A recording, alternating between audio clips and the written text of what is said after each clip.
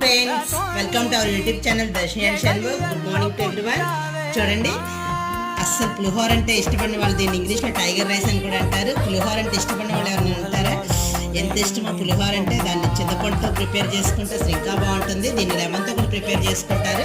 Lemon rice అంటే కూడా పిల్లలు ఇష్టపడతారు.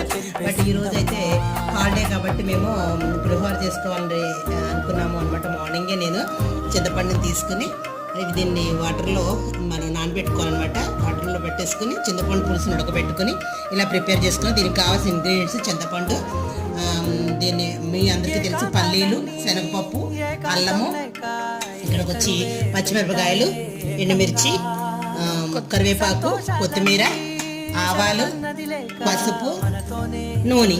ఇది పులిహోర రెడీ.